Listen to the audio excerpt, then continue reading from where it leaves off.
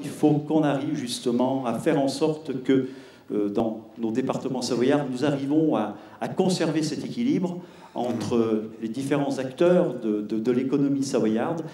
C'est extrêmement important, c'est comme ça qu'on gardera ce plus que nous avons dans nos départements. Nous avons la chance d'avoir des départements qui vont de l'avant, des départements qui innovent, donc il faut... Tout ça, on peut le faire grâce justement à cet équilibre, à cette alchimie qu'il y a entre, on va dire, tous les acteurs économiques, que ce soit Chambre de commerce d'industrie, Chambre des métiers. Un mot sur vos actions communes entre Chambre de métiers et CCI. Ça fait déjà quelques années que, par le biais du pôle de compétitivité Arves-Industrie, nous avons une convergence de vues et des actions communes qui sont des actions fortes.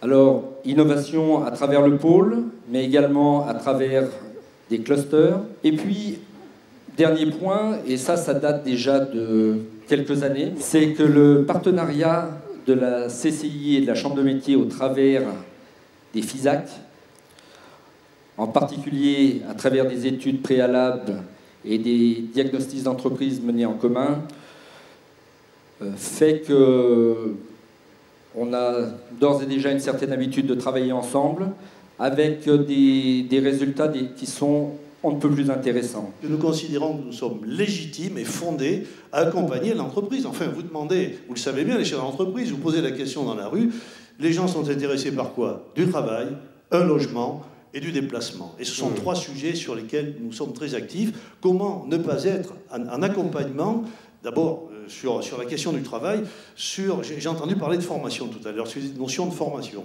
C'est une compétence de la région, qui la réalise plutôt bien, mais nous sommes en permanence sur toute l'actualité. Le pôle image ici, c'était une niche, et cette niche est en train de devenir un pôle de création d'emplois, et nous l'accompagnons, bien évidemment, le Conseil général a un rôle important. Avec la C2A, bien sûr, avec la communauté d'agglomération. Sur le pôle Arves-Industrie, Haute-Savoie-Mont-Blanc, c'est l'un de nos fleurons, l'accompagnement de la maison de la mécatronique, l'accompagnement de toute la recherche sur les sites universitaires. Vous parliez à l'instant de formation, ça tombe bien puisque vous le savez mieux que quiconque, président Monteil avec différentes formations, les Gobelins notamment, la CCI, c'est aujourd'hui le deuxième organisme formateur d'ailleurs derrière l'éducation nationale. Président Métral, c'est une action forte, je dirais, en direction du territoire. C'est important également pour les CCI. Oui, les chambres, c'est 500 000 formations par année sur le plan national. Sur le plan régional, c'est 33 000 dirigeants qui ont été formés. L'année 2011, c'est 24 000 jeunes en formation initiale, mais également en formation en alternance.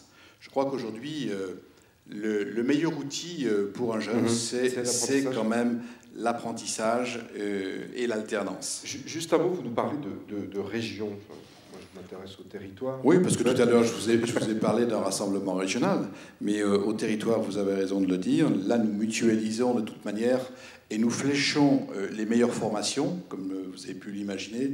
On ne peut pas avoir tous des formations, je dirais, optimum.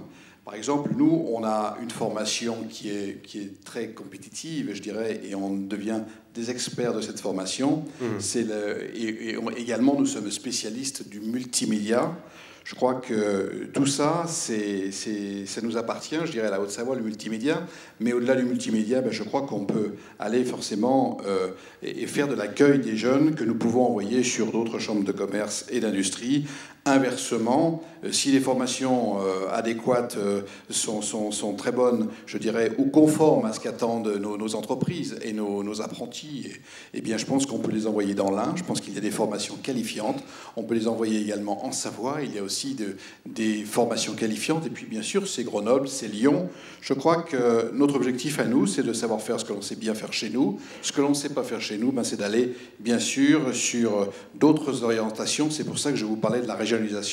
Je crois que l'idée, c'est cela aujourd'hui, c'est de pas essayer de tout vouloir faire, parce qu'on ne sait pas tout faire, et si on veut tout faire, on le fera qu'à moitié.